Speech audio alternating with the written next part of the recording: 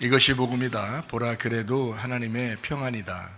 누가복음 2장 14절 말씀입니다. 지극히 높은 곳에서는 하나님께 영광이요 땅에서는 하나님이 기뻐하시는 사람들 중에 평화로다 하니라. 구약의 복음 이사야 53장 5절 말씀이 있습니다. 주님이 찔리신 것은 우리 허물 때문이요 주님이 상하신 것은 우리 죄악 때문이라. 주님이 징계를 받음으로 우리가 평화를 누리게 되었고 주님이 채찍에 맞음으로 우리가 나음을 얻게 되었습니다.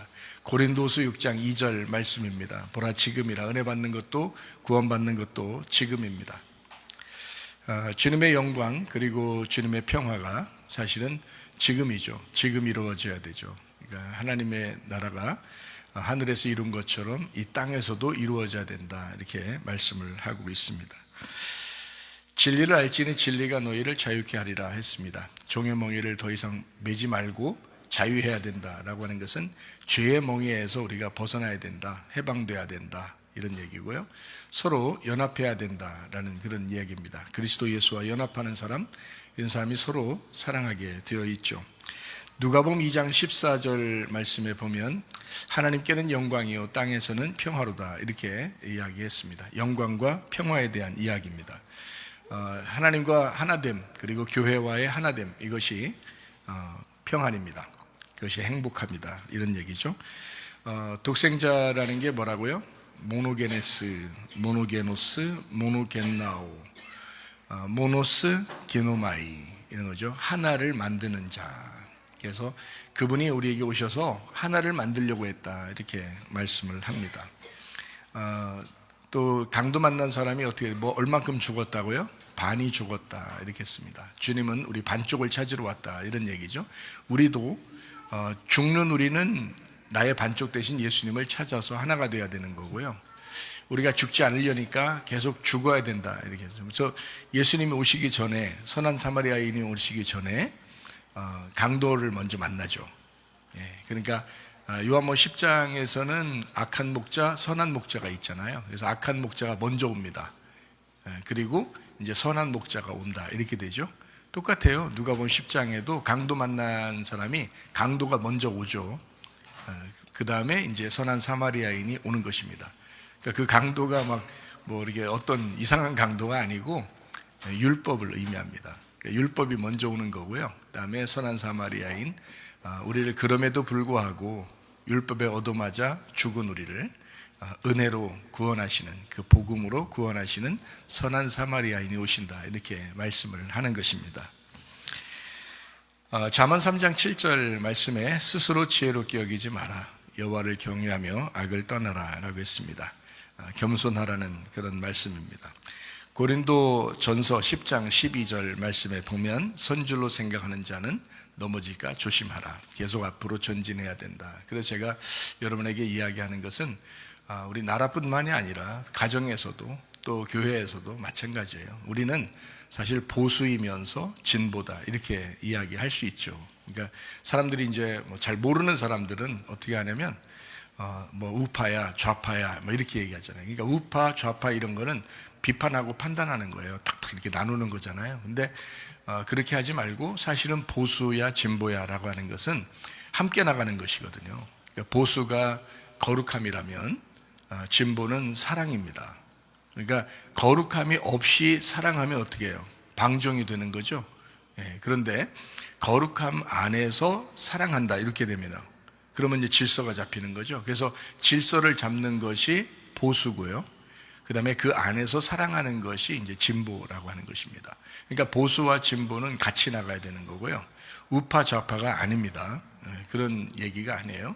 그러니까 그렇게 하면 안 된다는 거죠. 우파 좌파 하면서 나누어가지고 서로 싸우고 이래서는 안 되는 거예요. 보수 안에서 진보가 일어나야 된다는 거죠. 그러니까 우리 마음 안에도 마찬가지예요. 옛날부터 이제 내려오던 좋은 것들을 우리가 지키고 보호하는 거고요. 그 안에서 점점 발전시켜 나가는 것입니다. 이것을 진보라 이렇게 말하는 거죠. 그래서 보수와 진보, 이것은 좋은 것입니다. 나쁜 게 아니라요. 그래서 그것은 합력해서 선을 이룬다. 서로 합력하여 선을 이룬다. 모든 것이 합해서 선을 이룬다라고 하는 것이죠. 그래서 이것이 성경적인 가르침입니다. 그러니까 하나님의 마음과 같죠. 그래서 서로가 하나 되는 것, 이것은 굉장히 중요하다. 그래서 예수 그리스도하고 교회가 머리, 목, 몸, 다리로 연결되어 있어서 하나의 몸, 하나의 유기체가 된다는 것은 하나 연합했잖아요. 그리스도와 내가 떨어질래야 떨어질 수 없어요. 그분은 나의 머리가 되시고, 또 예수님도 우리가 굉장히 필요한 것은 우리가 그분의 몸이기 때문에 필요한 겁니다. 그러니까 예수 그리스도와 교회라는 몸은 서로 하나가 돼야 되죠. 그래서 서로 협력해야 이게 한 몸을 이루죠. 서로 나누어져서 예수님은 나는 예수님이야 라고 주장하고 우리는 또 우리야 라면서 주장하면 이게 둘로 나누어지는 거잖아요. 그러면 온전한 사람이 될 수가 없습니다. 성경의 가르침은 머리, 목, 몸, 다리로 하는 온전한 유기체, 그 사람을 이루어서 서로 협력하는 그런 사람들이 되는 것입니다. 그래서 예배와 선교로, 전도와 제자 훈련으로, 말씀과 기도로, 거룩함과 사랑함으로, 그리고 율법과 은혜로 서로 하나가 된다라는 말씀입니다. 이렇게 모여서 우리는 사실 예배 드리는 거, 이것이 우리가 예배 우리가 드리는 것이 이거 어떨 때는 힘들고 우리가 억지로라도 이렇게 예배 드리고 이러는 거야 라고 생각할지 모르지만, 그게 아니고 예배가 목적이에요. 여러분, 인간의 그 태어남, 인간의 창조 목적이 예배라고 하는 것입니다. 그래서 창세기 2장 5절, 7절, 8절의 말씀에 보니까 2장 5절에는 사람을 만들어서 예배하게 만들려고 만들었다라고 했고요.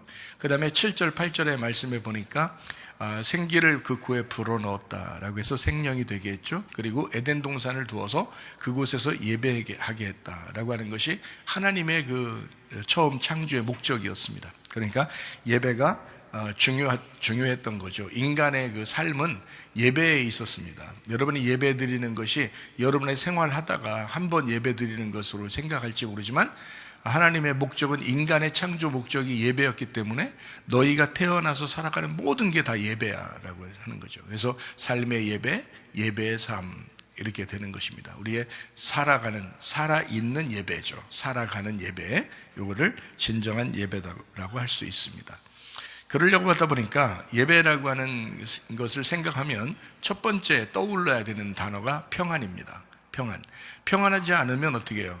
평안하지 않으니까 불편스럽고 불안한 거죠. 그러면 분리가 되잖아요. 그러면 예배가 안 된단 말이에요. 근본적으로 예배의 첫 번째 단어, 필요한 것은 평안이에요.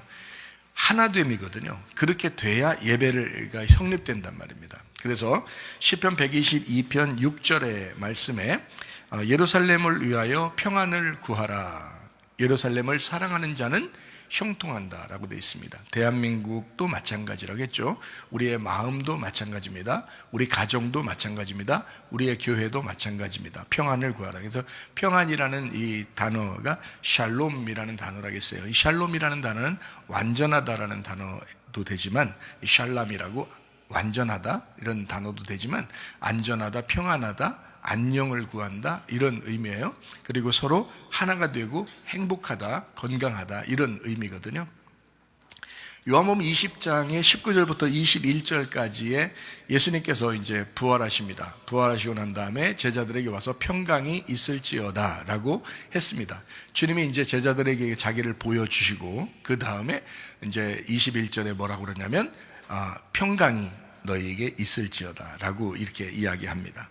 그렇게 말하는 것은 에이레네라고 했죠. 에이레네라는 단어는 행복, 평안, 번영, 하나됨 이런 얘기예요. 결합했다, 결합되었다라는 거죠. 몸과 머리가 결합되었다, 그리스도와 교회가 결합되었다, 신랑과 신부가 결합되어서 하나가 되었다라는 그런 단어가 에이레네라는 단어입니다. 반대는 불안하고 분리가 일어나고, 그 다음에 슬프고 괴롭고 이렇게 염려하고 근심하고, 염려 근심도 다 나누어지는 거거든요. 분리하는 것도 나누어지는 거예요. 이게 평화롭지가 못한 거죠. 그러니까 평안해야지 천국인데 평안하지 못한다, 이것이 이제 지옥이 되는 것입니다.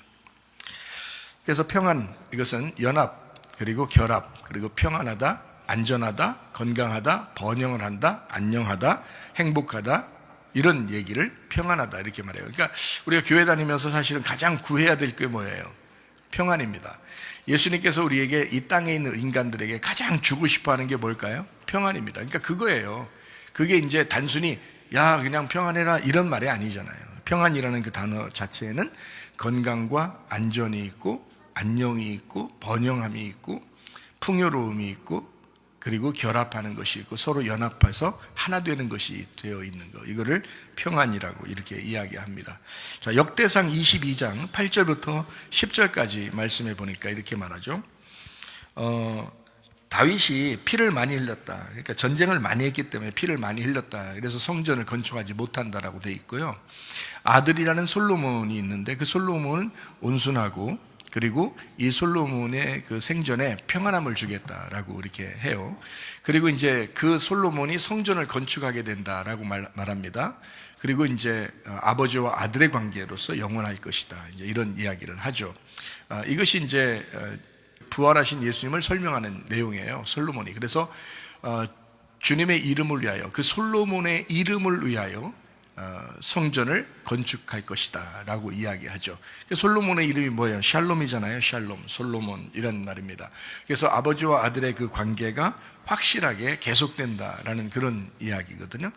그게 진짜 평안이고 행복입니다. 그러니까 다윗과 솔로몬이라고 하는 건 떨어질래야 떨어질 수 없는 아버지와 아들의 관계면서 십자가와 부활의 관계를 이야기하는 것입니다. 서로 하나 되었다라는 그런 이야기죠. 그래서 다윗은 성전을 건축할 재료를 준비합니다. 십자가의 재료죠. 그러니까 나무로 준비하죠. 물론 금은 보화를 다 준비했죠. 근데 나무로 성전을 건축하라, 학개서에 말한 것처럼 이게 나무 십자가의 죽음입니다. 십자가의 죽음으로 다윗이 성전 건축의 재료를 준비하고, 그리고 솔로몬이 부활함으로써 샬롬을 이루셨다, 이렇게 이야기하는 것입니다. 역대상 28장 2절부터 6절까지의 말씀해 보니까 다윗 왕이 말하기를 성전을 건축할 마음이 자기에게 있어서 건축할 재료를 자기가 준비했다라고 말씀합니다. 그리고 근데 이제 하나님이 다윗에게 너는 전쟁을 많이 했고 피를 많이 흘렸기 때문에 성전 건축을 못한다라고 했습니다. 근데 이제 솔로몬이라는 아들을 준다. 그 아들이 이제 이스라엘의 왕이 되어서 이스라엘 왕이 된다는 얘기고요. 그리고 이제 여러 아들을 줬지만 그 모든 아들 중에 아들 솔로몬을 택해서 여호와의 나라 왕위에 앉혀서 이스라엘을 다스리게 할 거다라고 하면서 뭐라고 하냐면 네 아들 솔로몬 그가 내 성전을 건축하고, 이렇게 돼 있습니다. 그래서 이제 그 하나님의 그 아들, 그러니까 다윗을 사랑하지만 그 다윗의 아들을 통해서, 솔로몬을 통해서 그 일을 이루신다. 그래서 아들과 아버지의 관계를 유지하겠다라고 하는 것이 이제 이런 핵심의 말씀입니다.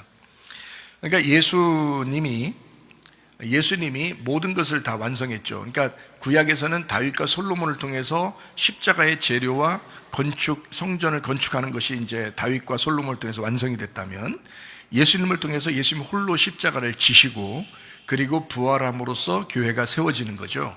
이 두 개를 예수님이 홀로 이것을 이루십니다.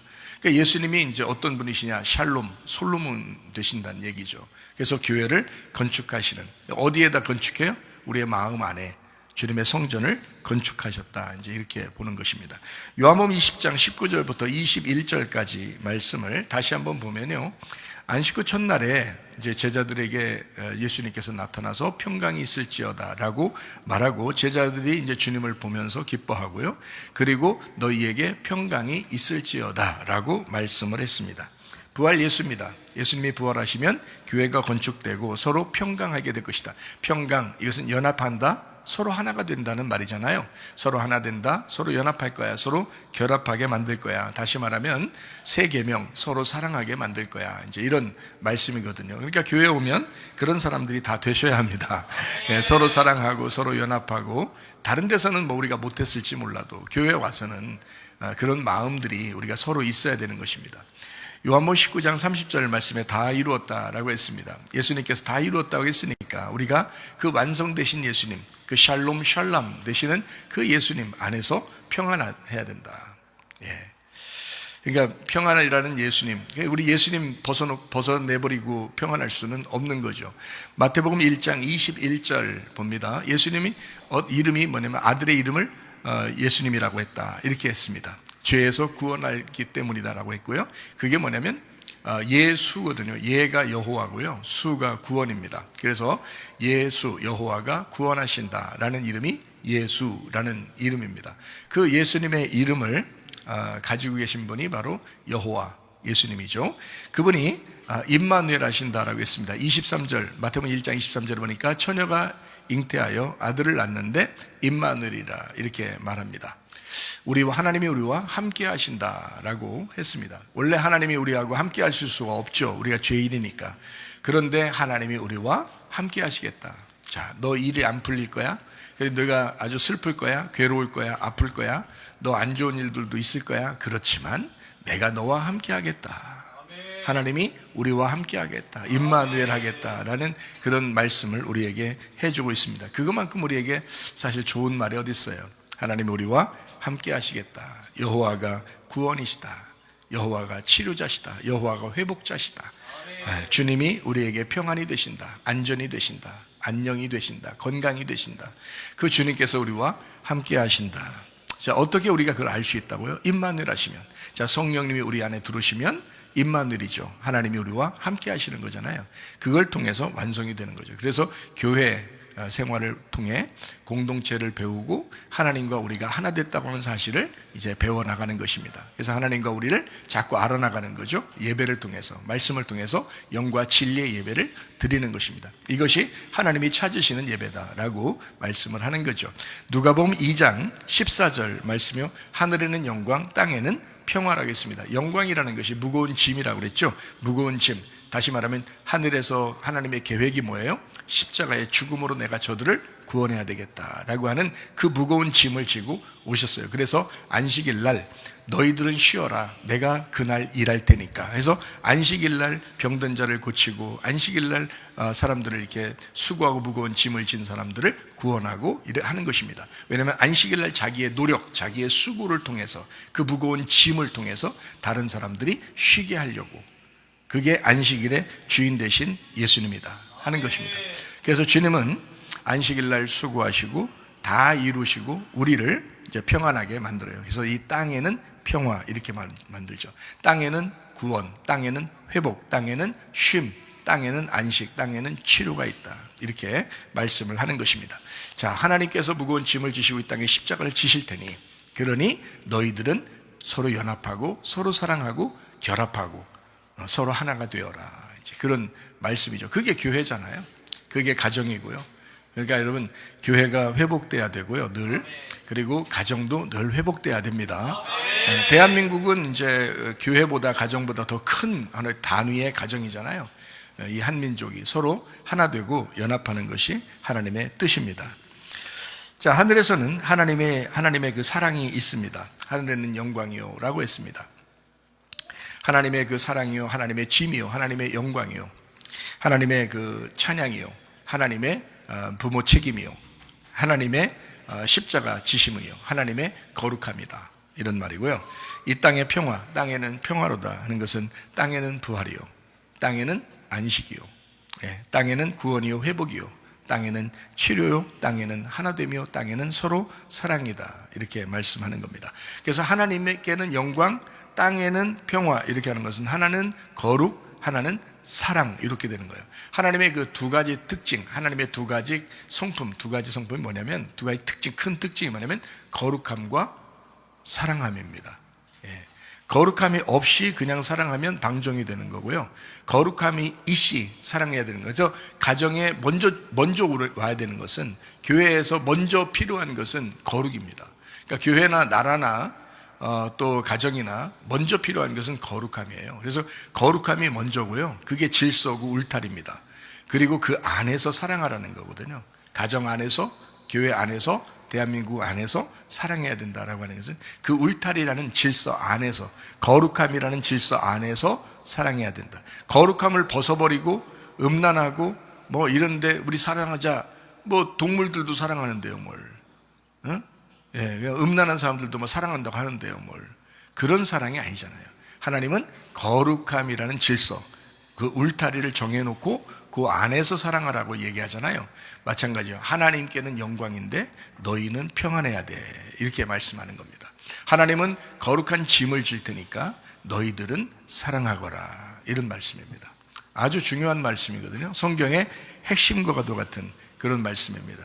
땅에서 하나님의 뜻이 하늘에서 이룬 것처럼 땅에서도 이루어지게 하옵소서. 마태복음 6장 10절 말씀입니다. 하늘에서 이룬 것처럼 땅에도 이루어지게 하옵소서. 부활입니다. 평안입니다. 연합입니다. 하나됨입니다. 결합입니다. 자, 교회 오면 이 얘기를 정말 중요하게 들으셔야 합니다. 교회 오면요. 그러면 서로 분리가 되지 않죠. 마음이 서로 이렇게 나누어지지 않죠. 서로 연합하는 것입니다. 그래서 예수 십자가 부활을 깨달은 베드로가 어떻게 해요? 예수님한테 사랑합니다. 제가 주님을 진짜 믿습니다. 이런 거죠. 여러분, 예수를 믿는다고 하면서 사랑하지 않는다면 그건 믿는 게 아닙니다. 예수님을 믿는다는 것과 사랑한다는 것은 같은 거예요. 그래서 베드로가 주님께 그렇게 고백을 하는 거죠. 행함이 연결된 믿음. 그래서 예배 창조가 그 예배 창조의 그 질서가 회복되는, 하나님 앞에, 하나님과 우리가 원래 예배를 통해서 하나 되는 걸로 우리가 인간이 만들어졌잖아요. 그런데 그게 분리가 됐잖아요. 선악과 먹어서 분리가 됐는데 다시 이게 회복이 된다는 거죠. 뭘로? 우리의 믿음으로, 우리가 주님을 사랑한다고 고백함으로, 마음에 믿고 입으로 고백함으로 구원을 받는다. 그 말은 평화하게 된다. 서로 하나가 돼야 된다. 이런 의미잖아요. 그런 말씀입니다. 예배 목적이 회복되었다. 내 양을 먹여야 된다. 이제는 그렇게 이야기하잖아요. 베드로한테. 그래서 베드로와 예수님의 관계가 회복됐다는 말입니다. 그래서 베드로를 이제 통해서 네가 나의 일을 해야 된다. 네가 나의 일을 해야 된다. 내 양을 먹여라. 이렇게 말씀을 하죠. 베드로한테요. 주님 앞에 사랑의 고백을 한 베드로한테 얘기하는 겁니다. 마찬가지예요. 주님과 하나 된 사람이 다른 사람을 사랑할 수 있습니다. 주님과 하나가 되지 않으면 다른 사람을 사랑할 수 없습니다. 그러므로 베드로가 그 첫사랑을, 하늘의 영광, 그 첫사랑을 베드로가 이제 회복하는, 그것이 평안이고 주님께 사랑한다는 그 고백입니다. 베드로의 고백이 여러분과 저의 고백 되기를 바랍니다. 이것이 필레오의 사랑이에요. 아가페 사랑이 혼자 있으면 아무 의미 없어요. 우리한테 무용지물이잖아요. 근데 그 아가페 사랑을 필레오 사랑으로 이제 완성을 시키는 겁니다. 이 땅에서 우리가 주님을 믿음으로, 주님을 사랑한다고 고백함으로 그 필레오 사랑으로 아가페 사랑을 완성하는 것이 이제 요한복음 21장의 내용, 베드로의 내용입니다. 자, 뭘로 우리가 이제 하나님 사랑한다는 것을 나타낼까요? 하나님과 하나 됐다는 걸 나타낼까요? 찬양입니다. 예배입니다. 기도입니다. 봉사입니다. 헌신입니다. 섬김입니다. 헌금도 하죠. 서로 섬기죠. 사랑하죠. 이름으로써 우리가 주님 앞에 내가 이 땅에서 주님을 사랑합니다. 주님을 정말 믿습니다. 라고 하는 것을 행함으로 나타내는 예배를 드리게 된다는 것입니다. 자, 하늘의 영광, 땅에서 평화, 이것이 완성이 될 때 하나님의 사랑, 이웃 사랑이 완성된다. 그 하나님 사랑, 이웃 사랑이 서로 사랑으로 완성되는 것, 이것이 사랑이라는 계명이죠. 이것이 어느 계명이에요? 10계명이잖아요. 10계명. 10계명의 핵심, 그러니까 성경을 전체를 꽉 짜면, 구약 성경을 전체를 꽉 짜면요, 그러면 10계명이 나와요. 그 10계명을 꽉 짜면 하나님 사랑, 이웃 사랑이 나오거든요. 이것이 둘이 합해지면 3계명이 나오는 겁니다. 그래서 율법 안에서 복음이 나오는 거니까 서로 사랑, 이렇게 3계명 나온다. 이렇게 말씀하는 것입니다. 연합, 하나됨의 평안, 그 사랑의 그 넘치는 그 풍성함, 이것이 가정과 교회, 그리고 우리 대한민국에 있어야 할 줄로 믿습니다. 하나님의 평안과 하나님의 사랑이 가득한 사람들, 얼마나 행복한가. 그래서 저는 생각할 때 연합입니다. 제가 생각할 때는 나라도 서로 연합해야 된다고 생각해요. 솔직히 가만히 그 집 사람들 이렇게 가만히 다 집집마다 여러분이 방문을 한다고, 신방해 본다고 생각해 보세요. 그러면 참 다 우여곡절이 있어요. 그리고 다 그 가정들마다 다 스토리가 다 있어요. 그리고 그 가정 안에서는 참 가족들끼리 서로 사랑하는 게 있어요. 그 사람이 좌파이든 우파이든 상관없이 그 가정을 다 들어가 보면 자기들끼리는 정말 사랑하면서 살아가는 그런 사람들이에요.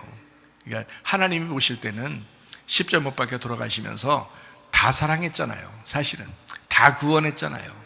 그러면은 우리가 볼 때 너는 좌파야, 너는 우파야 이러면서 미워할 것이 아니라, 사실 우리가 같은 파야, 예수파 같은 파야, 예수파고, 그리고 보수가 먼저이고 그 다음에 진보적으로 우리가 서로 사랑하면서 나가야 되겠다라는 그런 거죠. 그래서 보수는 좋은 걸 지키는 거, 그 다음에 좋은 걸 지키는 그 선함을 지키는 거, 그러면서 그 보호하죠. 그리고 진보적으로 그 사랑을 점점점 발전시켜 나가는 거죠. 그래서 거룩함과 사랑, 보수와 진보, 이것이 어우러지면 대한민국이 됐든 교회가 됐든 가정이 됐든 정말 서로 연합하고 하나가 될 것입니다. 제가 생각할 땐 참 마음에 슬픈 것은 어떤 사람은 참 이렇게 종교 지도자면서도 자기는 뭐 좌파야, 뭐 어떤 사람 막 나는 우파야, 막 그래서 극좌파, 극우파, 막 그런 이제 다른 사람 말 전혀 안 듣는 사람을 극자라고 극을 붙이거든요. 극락, 극자를 붙여요. 극우파, 극좌파 이렇게 붙이고요. 다른 사람 말 하나도 안 들어요. 자기 것만 옳다고 하는 거죠. 그런 게 극좌파, 극우파가 되는 거고, 그냥 보통 사람들 중에서 야, 너 뭐야? 우파야? 좌파야? 이렇게 하는 그럴 때 우파, 좌파 이렇게 나누어지는 경우도 있고요. 보니까 다른 사람 말 좀 들어요. 듣긴 듣는데 이제 좌파기도 하고, 그 다음에 들어주긴 하는데 우파기도 하고 이런 사람도 있어요. 그래서 이제 좌파가 우파되기도 하고 우파가 좌파되기도 하고 막 이러더라고요. 서로 말 듣다가 보니까 이제 휩쓸려가지고 그렇게 되는 사람도 있더라고요. 근데요, 그 말들은 잘못된 말들입니다. 우파, 좌파 이런 말들은 잘못된 말들이에요. 교회에서는 쓰면 안 돼요. 그런 말은 안 좋은 거예요. 야당, 여당 이런 것도 쓰면 안 돼요. 그런 거 좋은 거 아닙니다. 그런 게 아니라 뭐냐면 이런 게 있어야 돼요. 성경 안에서는 보수냐 진보냐 이렇게 되는 거예요. 근데 보수냐 진보냐 그런데 둘 다 좋은 단어입니다. 보수라는 말도 좋은 단어고 진보라는 말도 좋은 단어예요. 그렇게 써야죠. 그래, 보수의 말도 내가 들어줄게. 그래, 그럼 우리가 진보의 말도 들어줄게. 이렇게 돼야 되거든요. 그래서 보수와 진보를 같이 놓고 가야 돼요. 그러니까 사람들이 이해를 못해서 그냥 좌파 우파 같은 생각을 하면서 보수 진보 그러니까 그 보수 진보도 막 나누려고 그러거든요. 그런 게 아니에요. 원래 성경적인 것은 그렇지 않습니다. 보수와 진보인데 먼저는 보수고요. 왜냐하면 보호하고 지키는 거잖아요. 하나님의 선함, 하나님의 창조를 보호하고 지키는 겁니다. 그러면서 거기서 점점점 시대를 따라 발전해 나가는 걸 진보라고 그렇게 말하거든요. 그래서 보수와 진보, 그래서 먼저는 보수, 두 번째는 진보가 와서 그것을 함께 발전해 나가는 겁니다. 이것이 성경적이에요. 저는 이렇게 이게 참 좋다고 생각하는데, 사람들은 이렇게 좀 서로 나누고 싸우고 미워하고 이런 사람들도 꽤 있다고 그럽니다. 그러면 안 된다. 우리 교회에서는 그런 말 해서는 안 된다. 보수와 진보, 하나님의 마음 안에 거룩함과 사랑이 있더라. 하나님의 그 마음 안에는 우리 안에서 선함을 지키는 것, 보호하는 것과 이것을 점점 발전시켜 나가는 것이 있더라. 그래서 거룩함과 사랑이 있더라. 율법과 복음이 있더라. 이것이 하나다. 그래서 율법 안에서 복음이 나오는 거잖아요. 그래서 이게 사실 하나예요. 하나님의 입장에서 넓게 보고 높이 위에서 이렇게 밑을 내려본다고 생각해 보세요. 그러면 미워할 사람 하나도 없습니다. 사실은요. 그렇잖아요. 우리가 옆에서 이렇게 보니까 나와 반대되는 것을 보니까 사람들이 미워하는 것이죠. 위로 쭉 올라가 가지고 밑을 탁 보면은 진짜 그냥 다 고만고만해요. 그냥 다 사랑스럽다고요. 그냥 하나님 보실 때는, 우리를 볼 때. 그래서 서로 하나 되는 것, 연합하는 것, 이것이 참 중요하다. 이것을 나는 뭐라고 그러냐? 하나님의 평안이라 그런다. 하나님과 하나 되는 것을 얘기한다. 교회와 하나 되는 것을 얘기한다. 이것만큼 중요한 것이 우리에게 어디가 있겠는가? 대한민국 안에서 서로 한 민족이잖아요. 서로 한 민족. 이것은 서로 사랑하는 것이 마땅한 것이다. 서로 연합하고 하나 되는 것이 마땅한 것이다. 그런 거죠. 그래서 사상 전쟁이 먼저 있을 때는 이렇게 나누어진 것들을 우리가 이렇게 갈라내잖아요. 갈라내서 진리와 거짓이 있어요. 그러면 거짓을 미워하고 진리 편에서 하나 돼야 되는 거예요. 이것이 지켜내는 거잖아요. 이것이 우리가 보호하는 거고 지켜내는 거잖아요. 그 안에서 발전해 나가자는 거잖아요. 그죠? 진리와 거짓이 있으면 진리를 선택하고 그 다음에 거기에서 발전해 나가야지. 거짓이 함께 나갈 수는 없는 거잖아요. 이해가 돼요? 빛하고 어둠하고는 함께 나갈 수가 없잖아요. 빛이 있는데 조금 더 큰 빛이 있고 작은 빛이 있어. 그러면 그것이 합쳐지면 더 큰 빛이 나타나겠죠. 그런데 빛과 어둠이 같이 합쳐지는 건 안 되잖아요. 그러니까 진리와 거짓이 함께 합쳐질 수도 없는 거고, 빛과 어둠이 같이 합쳐질 수도 없는 것입니다. 사랑과 미움이 같이 합쳐질 수도 없는 거예요. 조금 더 크게 사랑하는 것과 조금 더 작게 사랑하는 것이 있을 뿐입니다. 그렇잖아요? 마찬가지예요. 진리를 깨닫고 그 진리 안에서 자유한데 그 진리를 지키면서 그 안에서 사랑해 나가는 거죠. 그러니까 선한 것, 하나님의 선함을 계속 유지하고 지켜나가고 발전시켜 나가는 것, 이것을 보수와 진보라고 얘기한다. 저는 그렇게 여러분에게 얘기하면서 서로 그리스도의 평안, 하나님의 평안, 하늘에서는 영광이요 땅에서는 평화로다, 이것이 하나님의 말씀이다라는 것을 이야기합니다. 시편 133편 1절 말씀입니다. 보라, 형제가 연합하여 동거함이 어찌 그리 선하고 아름다운고. 그래서 우리는 좀 긴장, 좀 이게 좀 알기 위해서 긴장도 좀 해야 되겠다. 그래서 비상계엄이 필요하다.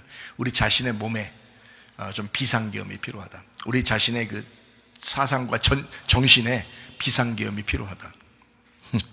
그리고 이 자기 자신에게 자기 자신을 탄핵시켜라.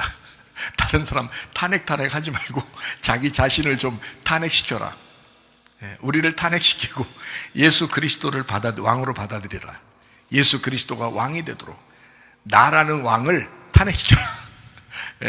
이게 나 자신을 내 자신의 비상계엄을 선포하고 내가 왕인 나의 삶을 파괴시키고 떨어뜨려버리고 탄핵시켜버리고 예수 그리스도가 우리의 왕이 되도록, 예수 그리스도가 우리의 주인 되도록 그렇게 만드셔야 됩니다. 형제 연합은 선하고 아름답고 기쁜 일입니다. 하나님은 그렇게 서로 연합하고 모든 것이 합력하여 선을 이룬다 하는 것은 하나님이 굉장히 좋아하시는 내용이거든요. 그리스도 예수 안에서 우리는 성령 안에서 서로 연합하는 것이다. 서로 연합하여 선을 이루는 것이다. 주님과 하나됨의 그 기쁨, 교회와 하나됨의 그 기쁨, 가정과 하나됨의 그 기쁨, 대한민국이 서로 하나됨의 그 기쁨, 참 대한 독립 만세죠. 대한 건국 전쟁의 승리, 이런 거죠. 다시 새로운 나라가 세워지는 새 사람이 되는 하나님의 놀라운 역사. 요한복음 14장 20절 말씀입니다. 그날에는 내가 아버지 안에, 너희가 내 안에, 내가 너희 안에 있는 것을 너희가 알게 될 것이다. 주님과 하나 되었다라는 말이고요. 우리가 서로 하나 되었다. 하나님의 나라가 되었다. 이런 말입니다. 하나님의 나라가 이루어질 거야. 예수가 부활하면 평강이 있을지어다. 그게 뭐예요?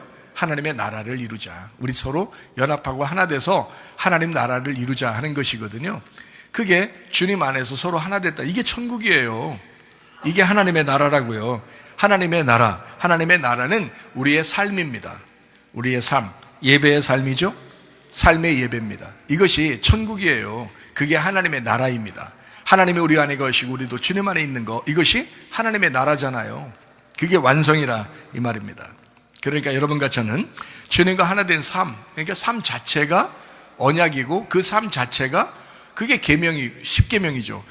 그게 말씀이에요. 그게 성경이에요. 그래서 십계명 다시 한번 생각해 보죠. 십계명이 어디 나오냐면 출애기 20장에 나오거든요. 출애기 20장. 그때 이제 십계명이라고 그래요. 그게 아기 태어날 때 몇 달 만에 태어나요? 10달 만에 태어나요. 그게 십계명이에요. 십계명. 아기 낳는 사람들은 다 그걸 먼저 생각하셔야 돼. 내 뱃속에서 10달 있었다, 아기가. 이거 십계명을 간직하라고 있는 것이었구나. 이거를 아기를 낳을 때 계명으로 낳아요. 여러분, 사랑으로 낳아요. 사랑으로 낳아요. 그래서 십계명은 계명이 아니라 사랑입니다. 하나님의 사랑, 이웃에 대한 사랑, 이거예요. 사랑이에요. 그래서 사랑에 대한 말씀, 지키는 게 아니라 살아가는 것입니다. 사랑으로 살아가는 것, 이것을 십계명이라고 얘기하는 거죠. 그러니까 십계명을 율법적으로 무서운 얘기가 아니라 사실은 살아가는 삶의 얘기다 얘기하는 거죠. 그죠? 사랑입니다. 첫 계명부터 10계명까지, 10계명까지, 1계명부터 10계명까지요. 1계명이 2계명, 2계명이 3계명, 3계명이 4계명, 4계명이 5계명, 5계명이 6계명, 6계명이 7계명, 7계명이 8계명, 8계명이 9계명, 9계명이 10계명, 10계명이 1계명. 그래서 1계명부터 10계명까지가 서로 다 하나의 계명이에요. 하나님의 사랑이다 이거죠. 그러니까 하나님이 우리를 사랑하는 너희들 이게 사랑이야 라고 얘기하는 그 사랑의 말씀, 이것이 10계명이다. 첫 번째로는 무슨 계명이냐면 주님 앞에 다른 신을 두지 마라 이렇게 되어 있습니다. 그게 사랑이야 라는 말이에요. 주님 앞에 다른 신을 두지 마라. 두 번째 계명, 아무 형상이든지 만들지 마라.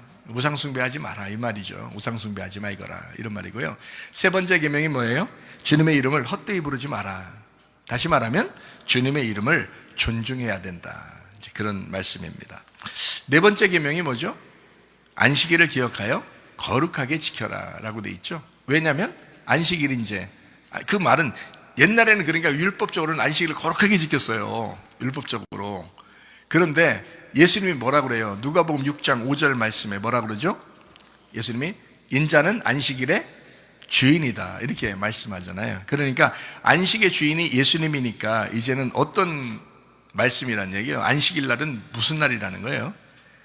안식일에 예수님이 주인이니까 예수님 중심으로 살아라 이 말이거든요. 안식일을 기억하여 거룩하게 지켜라는 말은 예수님 중심으로 살면 돼 그 말이죠. 예, 그러니까 안식일을 거룩하게 율법적으로 지켜 하는 것은 어떤 면에서 소극적이죠.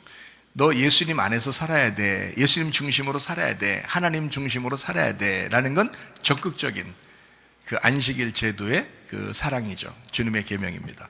다섯 번째 계명이 뭐예요? 부모를 공경하라 이렇게 말하죠. 마태복음 15장 4절 말씀에 부모를 공경하라. 만약에 아버지나 어머니를 비방하는 자는 반드시 죽여라 이렇게 되어 있거든요. 이것도 부모를 거역하면 너희가 죽여야 된다라고 하는 것도 소극적이라고요. 이 말은 어떤 의미를 가지고 있냐면 그 아버지, 어머니, 부모, 그러니까 아부엠이라는 단어인데요. 그 아부엠이라는 게 뭐라고요? 하나님 아버지의 말씀입니다. 하나님 아버지의 말씀을 공경하라라는 그런 말씀이에요. 그러니까 이게 적극적으로 보면 말씀 중심으로 살아라 이런 말이거든요. 말씀 중심으로 살아라. 자, 말씀 중심으로 살아라는 말은 어때요? 너에게 울타리가 필요하다. 질서가 필요하다. 먼저 하나님의 거룩함이 필요하다. 하나님과의 그 관계가 우선이다. 그 안에서 사랑해야 된다라는 거잖아요. 그러니까 그 울타리를 먼저 쳐주는 겁니다. 그게 부모를 공경하라라는 거죠. 생각해 보세요. 10계명 중에서 우리 이웃을 사랑하라는 계명의 가장 첫 번째 먼저 나오는 게 부모를 공경하라고 먼저 나오잖아요. 왜 그러냐면 그게 울타리이기 때문에 그래요. 그 관계가 먼저 우선, 그 질서가 먼저 필요하다. 그 다음에 그 안에서 사랑하고 공경해야 된다. 이런 의미거든요. 그러니까 관계가 우선이고 그 안에서 사랑해야 된다. 울타리가 먼저고 그 안에서 사랑해야 된다라는 말입니다. 바울과 바나바가 있습니다. 바울이 먼저 개척합니다.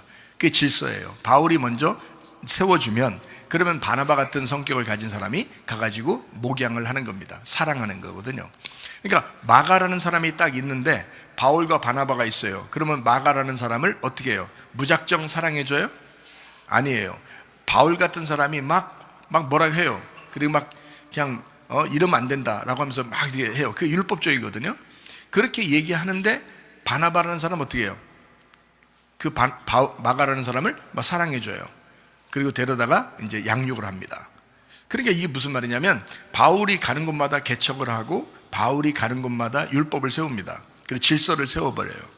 교회에 대한 어떤 개척이죠. 교회 개척이고 교회의 질서입니다. 그 안에서 목양하는 사람들이 있어요. 바나바도 그렇죠. 디모데도 그렇죠. 그리고 사랑을 받은 그 마가도 역시 그렇게 합니다. 주님의 일을 하는데요. 그러니까 바울이 먼저 질서를 만들어 놓으면 그 안에서 양육을 하게 되잖아요. 마찬가지예요. 하나님은 항상 이렇게 순서적으로 거룩함이 먼저요. 그 다음에 사랑합니다. 율법이 먼저요. 그 다음에 복음이다. 이렇게 맞춰놓는 것입니다. 그래서 부모를 네가 공경해야 된다. 그 말은 일단 질서를 잡아라. 그래서 부모가 자녀들한테 무시당하거나 그래서도 안 됩니다. 부모는 자녀들이 공경해야 되는 것입니다. 이 땅에서도 그것을 이루어야 되거든요. 자녀들이 막 함부로 부모한테 함부로 대하는 아이들이 있어요. 요즘 애들은 좀 그런 애들이 요즘 그런가 봐 그러는데 그게 아니고 질서를 확실하게 잡아놔야 됩니다. 질서를 확실하게 잡아놓고 그 안에서 사랑해 주는 거지. 애가 함부로 하는데도 부모가 그냥 가만히 내비둬요? 그러면 안 된단 말이에요. 그럼 질서가 파괴된 거고 울타리가 찢어진 거잖아요. 그런 상태에서 그 안에서 무슨 사랑이 나오겠어요? 그건 아니란 말이에요. 질서를 먼저 잡고 그 울타리를 치고 그 안에서 사랑하라고 그랬죠. 그러니까 부모를 공경하라. 질서가 우선이다 라는 말이죠. 그리고 그 다음에 사랑하고 관계를 먼저 딱 형성을 하고 아버지와 아들의 관계 확실하게 딱 잡어 그 다음에 그 안에서 사랑한다라는 그런 말씀이거든요. 그래서 바울이라는 사람은 질서를 세우러 다닙니다. 개척하러 다니는 거죠. 질서를 세우러 다니는 겁니다. 바울이요. 그래서 바울한테는 아무나 함부로 못해요. 그렇죠? 그럼 그 질서를 딱 세우면 이제 그 안에서 교회가 세워지고, 그럼 그 다음 사람들이 가가지고 이제 거기서 교회를 이제 목양을 하는 거거든요. 그 안에서 사랑하는 겁니다. 목양하는 거죠. 사랑하는 거죠. 여섯 번째 계명입니다. 살인하지 마라, 이렇게 되어 있습니다. 마태복음 5장 21절 22절의 말씀에 보니까 살인하지 말라, 살인하면 심판받게 되리라 하는 것을 너희가 들었지만 너희에게 이르는 형제를 노하는 자마다 심판받고 형제를 대하여 나가라 하는 자는 공회에 잡혀가게 되고 미련한 놈이다 하는 자도 지옥불에 들어가게 된다, 이렇게 말씀했습니다. 어리석은 놈이라고 해도 살인이라는 겁니다. 여러분, 뭐 사람들한테 막 욕하고 이런 경우도 있죠. 막 욕하는 사람도 있겠지만 그런 게 아니라 좀 진짜 또 왜 그래? 이렇게 좀 얘기하는 사람도 있잖아요. 그 살인이라고 그래요. 살인. 살인하지 말라고 그러잖아요. 살인하지 말라. 요한일서 3장 15절 말씀해 보니까 형제를 미워하는 자마다 살인한다, 라고 되어 있습니다. 좀 미워하는 사람도 있어요, 없어요? 여러분, 있으면 안 되죠. 있으면 안 되는데 이제 애증의 관계, 미워하기도 하죠. 왜 그러냐면 여러분, 뜬금없는 사람 지나가다 갑자기 미워해요? 그런 거 아니잖아요. 가까운 사람들이 미워요. 가까운 사람들이 더 밉단 말이에요. 왜 그러면 애증의 관계야. 사랑하는데 서로 관계가 좋아야 되는데 다른 사람보다 기대를 너무 많이 하는 데 있잖아요. 다른 사람보다 기대 많이 하잖아요. 친하니까 기대를 하는데 미운 거야. 그러니까 애증의 관계죠. 지나가는 사람, 나하고 아무 관계 없는 사람들을 갑자기 우리가 막 지나다면서 뭐 미워하고 이런 건 아니죠. 그건 정신병자지, 그런 건. 근데 미워한다 이렇게 해도 그건 살인하는 거다라고 얘기합니다. 형제를 미워하면 살인이다, 이렇게. 왜냐하면 기대하는 만큼 자기가 채워지지 않으니까 기분이 안 좋거든요. 그래서 그러다 보니까 서로 미워하게도 되고 그래요. 근데 성경은 이렇게 말합니다. 미워하지 마라. 그거 살인하는 거다, 이렇게 말씀을 하는 것입니다. 적극적으로 이제 뭐 하라는 거예요? 그러니까 이것은 사랑하라, 그런 거죠. 소극적으로는 미워하지 마라, 이렇게 말하는 거고, 적극적으로는 사랑해라, 그런 말이죠. 일곱 번째 계명이 간음하지 말라입니다. 간음하지 말라, 마태복음 5장 27절 28절 말씀입니다. 간음하지 말라 하였다는 것을 들었지만 나는 너에게 이르는 음욕을 품고 여자를 보는 자마다 마음에 이미 간음하였느니라, 라고 했습니다. 음욕을 품어도 간음하는 것이다. 음욕 품지 말아야 되겠다라는 것은 소극적이집니다. 적극적으로 어떻게 해야 돼요? 음란하고 음행하고 하는 것의 반대가 뭐예요? 거룩함이죠. 그래서 거룩하게 살아야 되겠다. 내가 말씀 중심으로 살아야 되겠다, 이런 얘기고요. 내가 교회 중심으로 살아야 되겠다. 이것이 적극적인 우리의 태도입니다. 그래서 우리는 소극적으로만 내가 음란 안 해야지, 그런 생각을 안 해야지 하면서 그냥 지키는 것만 여러분이 잘했다고 생각할지 모르지만 그게 아니고 적극적으로 자꾸 하다 보면 이런 음란한 것들이 점점점 떠나가요. 그러니까 적극적으로 어떻게 하라고요? 내가 교회 중심으로 살아야 되겠다. 내가 말씀 중심으로 살아야 되겠다. 거룩하게 살아야 되겠다. 이렇게 하게 되면 점점 떠나가게 된다. 자, 여덟 번째입니다. 도둑질하지 말라, 이렇게 되어 있습니다. 도둑질하지 마라. 이거 하지 말아야 되겠구나. 골로새 3장 5절 말씀해 보니까 탐욕은 우상 숭배다라고 했습니다. 그러니까 도둑질하지 말라, 탐욕은 우상 숭배다. 자, 적극적으로 우리가 어떻게 해야 된다는 거예요? 선교, 구제해야 된다는 것입니다. 말씀을 우리가 받았어요. 예배를 드렸어요. 그러면 그 말씀을 나누는 것을 선교라 그러거든요. 그걸 구제라고 이렇게 말하는 거거든요. 그러니까 말씀을 받는 것을 예배라고 그러고요. 우리가 이것을 나누는 것을 선교라 그렇게 말합니다. 구제라고 말하는 것입니다. 하나님의 말씀을 너희가 도둑질하지 마라. 그 말은 네가 네 거로 가져가지 마라, 이 말이에요. 이 말씀은 나누어야 된다. 다른 사람에게 나누어 주거라. 선교하고 구제해라.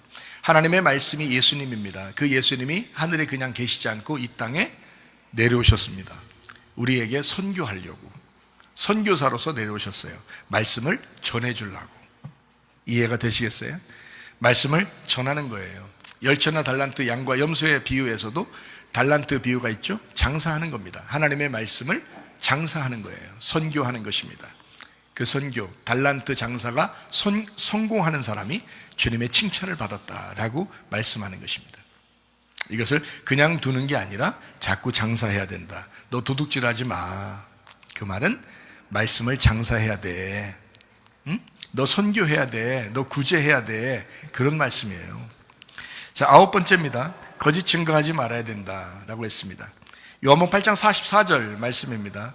너희 아비 마귀에게서 났으니 너희 아비의 욕심대로 너희도 행하고자 하느니라. 처음부터 살인한 자요, 진리가 그 속에 없으므로 진리에 서지 못하고 거짓을 말할 때마다 제 것으로 말하나니 이는 그가 거짓말쟁이요 거짓의 아비가 되었다. 이렇게 말씀합니다. 그러니까 거짓 증거하지 마라. 진리가 없으면 거짓말쟁이입니다. 진리가 있어야 진실한 사람이에요. 진리가 없는데 말하면 거짓말쟁이에요. 네, 진리를 말해야 되거든요. 근데 진리가 없는데 말한다? 이건 거짓말쟁이입니다. 그래서 하나님께서는 우리에게 예수 그리스도께서 이제 이 땅에 이제 일하시고 그리고 부활 승천하시면 우리에게 뭘 보내주신다 그래요? 성령을 보내주신다 그래요. 근데 그 성령이 그냥 성령이 아니라 요한복음 15장 26절의 말씀에 보니까 진리의 성령이 오실 때에 그가 예수님을 증거하게 될 것이요 라고 되어 있습니다. 진리의 성령. 왜? 마귀는 뭐기 때문에? 거짓이기 때문에, 거짓말쟁이이기 때문에, 진리를 모르고 얘기하는 자들이기 때문에, 진리를 모르고 얘기하니까 거짓말쟁이. 성령님은 진리의 성령이다. 그래서 우리가 진리의 성령을 받아야 진리를 알고 얘기하는 거란 말이에요. 여러분, 진리의 성령으로 충만하셔야 됩니다. 진리의 성령이 와야 된다. 뱀의 말을 듣지 아니하고 예수의 말을 듣고 사는 사람들, 선악과 말씀으로 살지 아니하고 생명과 말씀으로 사는 사람들, 율법을 넘어서는 그 진리의 복음으로 얘기해야 된다. 이것이 거짓 증거하지 말라는 그런 말씀입니다. 10번째로 탐내지 마라 라고 되어 있습니다. 골로새 3장 5절 말씀이죠. 탐욕은 우상 숭배다 라고 되어 있고요. 우상 숭배하지 말고 그러면 뭘로 살아야 돼? 탐욕하지 않으니까 가정 중심, 교회 중심, 말씀 중심이겠죠. 그래서 교회 중심으로 살아야 된다. 자, 10계명을 지켜야 된다. 지켜야 된다. 그렇지만 뭐가 우선이다? 생명의 성령의 법이 더 우선이다. 로마서 8장 2절 말씀입니다. 이는 그리스도 예수 안에 있는 생명의 성령의 법이 죄와 사망의 법에서 너를 해방하였다. 이렇게 되어 있습니다. 자, 생각해 보세요. 죄와 사망의 법에서 너를 해방하였다. 자, 율법으로 네가 죄인 되게 되는 그것, 그 소극적으로 내가 죄인 되지 말아야지 하면서 율법을 지키려고 노력해도 율법에서 벗어나게 돼. 그래서 율법에서 죄인이 된단 말이에요. 그러니까 그 죄인이 되니까 늘 우리는 죽을 것 같아. 그래서 사망이 온단 말이에요. 죄 가운데 사망이 온다고요. 선악과를 먹었더니 죽음이 온다는 거죠. 하나님과 분리가 된다는 것입니다. 열심히 노력하고 예배드리고 열심히 율법적으로 살려고 하는데도 이상하게 하나님하고 멀어지는 것 같아요.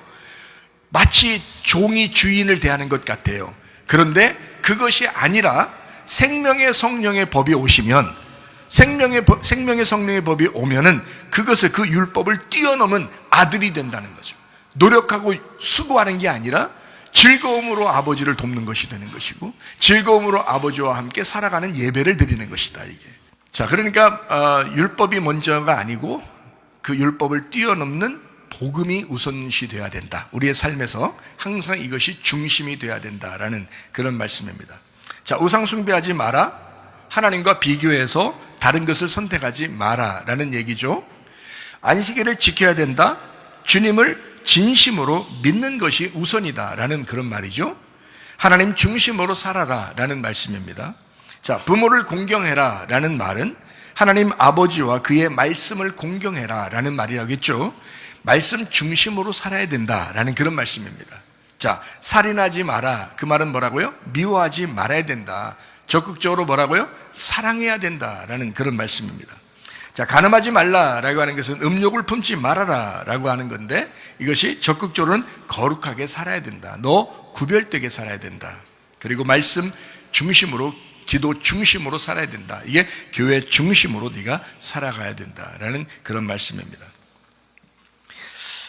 도둑질하지 말라라고 하는 것은 욕심 부리지 마라, 탐욕을 부리지 마라, 이런 말인데, 이것보다 더한 것은 너에게 말씀이 주어지면 그 말씀을 서로 나누는 선교, 구제해야 된다.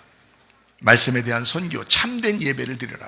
자, 예배를 네가 하나님과 관계를 성공했잖아. 그래서 말씀을 깨달았잖아. 이 말씀을 참된 예배를 드림으로 삶의 예배에서 네가 성공해야 된다. 선교 구제해야 된다라는 그런 말씀입니다. 자, 거짓 증거하지 말라. 거짓말 듣지 말고 진리를 들어야 된다. 자, 뱀의 말을 듣지 말고 예수님의 말씀을 들어야 된다. 선악과 말씀으로 살지 말고 생명의 말씀으로 네가 살아야 된다라는 말입니다. 그리고 거짓말 하지 말고 진리를 말하기 시작해야 된다. 복음으로 살아야 된다. 자, 십계명을 쭉 우리가 생각해 보니까, 자, 우리 세 가지로 우리가 한번 요약해서 생각해 볼 수 있거든요. 십계명을 전체를 쭉 생각해 보니까 뭐예요? 어떻게 사는 게 좋다는 거예요? 우리 평상시에 늘 이렇게 찬양단들이 주장하는 게 있거든요. 뭐 어떻게 살아가는 게 십계명 전체가 많은 것 같지만, 내용이 많은 것 같지만 사실은 중심적으로 살아가는 세 가지가 있습니다. 어떻게 살아가는 거예요? 말씀 중심, 하나님 중심, 교회 중심으로 살아라, 이런 거예요. 그러면 너 이거 다 지켜내는 거야. 10계명 네가 지키려고 10개 계명 다 지키려고 노력해봐. 되나? 그게 아니야. 너 주님 중심으로 살려고 해봐. 너 말씀 중심으로 살려고 해봐. 교회 중심으로 살려고 해봐. 그러면 이 10계명은 다 지켜내는 거야. 이 10계명은 지키는 게 아니라 살아가는 하나님의 사랑이야. 너 하나님의 사랑받고 살아야 된다, 그런 말씀입니다. 자, 말씀을 우리가 좀 정리하죠. 자, 하나님은 가정과 교회를 창조하셨습니다. 가정과 교회가 하나 되는 것이 주님의 뜻입니다. 나라와 민족이 서로 갈라지지 아니하고 서로 하나 되는 것이, 서로 통합하는 것이, 서로 통일되게 하나 되는 것이, 그것이 주님의 뜻이다. 종의 멍에를 벗어버리고 우리가 생명의 성령의 법으로 주님 안에서 하나 되는 것이, 그것이 주님의 뜻이다. 아내는 남편을 존경해야 합니다. 남편은 아내를 사랑해야 합니다. 자, 이 땅에서 적극적으로 여러분 자신들이 내가 말씀을 어떻게 지켜야 되나 라고 생각할 때 가정을 먼저 한번 생각해 보세요. 그리고 교회를 한번 생각해 보세요. 자, 가정에서 어떻게 해요? 남편과 아내가 있습니다. 그러면 자, 남편을 내가 존경해야 되겠다. 그러면 내가 아내를 사랑해야 되겠다. 이거 굉장히 적극적인 이야기잖아요. 그러면 그걸 통해서 서로 하나 되는 것입니다. 뭘 배우게 되는 거죠? 이런 그림자의 삶을 통해서 뭘 배우는 거예요? 신랑 되신 예수님과 신부된 교회를 배우는 거예요. 그래서 신랑 되신 예수님께 우리가 예배하고 그 주님은 우리를 사랑하는 겁니다. 이것이 가정에서 이루어지는 놀라운 은혜거든요. 마찬가지로 부모는 자녀를 노엽게 해서는 안 되고 자녀는 부모를 사랑해 주어야 합니다. 어떻게 하라는 거예요? 하나님 아버지와 그 아들 예수 그리스도의 관계예요. 그러니까 아버지와 아들의 관계란 말이에요. 그러니까 우리는 아들 예수 그리스도가 하나님 아버지의 뜻을 위해서 산 것처럼 우리도 그 주님의 뜻을 위해서 살아가는 거예요. 교회가 그런 일을 하는 거잖아요. 교회는 어린 양 되신 예수님을 따라서 사는 겁니다. 나를 부인하고 십자가를 지고 나를 삭제해 나가는 그 진정한 복음, 나의 죽음의 그 복음을 통해서 주님 앞에 나아가는 거예요. 주님을 따라가는 겁니다. 자기를 부인하고 십자가를 지는 삶, 그게 예배의 삶이잖아요. 날마다 나는 죽노라 했던 바울의 고백처럼 진짜 우리 자신이 그렇게 하나님 앞에 살아가는 거예요. 나를 죽여가면서, 그죠? 살아가는 거죠. 그러면 주님이 오직 사는 거죠. 내가 그리스도와 함께 십자가에 못 박혔나니 그런즉 이제는 내가 산 것이 아니오 오직 내 안에 그리스도께서 사신 것이라. 이제 내가 육체 가운데 사는 것은 나를 사랑하사 나를 위하여 자기 몸을 이신 하나님의 아들의 믿음으로 내가 살아가는 것이다. 내가 죽었으니 하나님의 아들 그 예수의 믿음으로 내가 살아가야 되겠다. 변함없는 믿음이죠. 가정에서처럼 교회도 마찬가지입니다. 교회의 질서가 우선입니다. 그리고 그 안에서 한없이 사랑해야 합니다. 질서 없이 사랑하는 것은 방종을 불러옵니다. 사랑 없는 질서를 주장하는 것은 율법에 얽매이기 쉽습니다. 질서 안에서의 사랑으로 서로 하나 되어야 합니다. 요한복음 1장 17절 말씀입니다.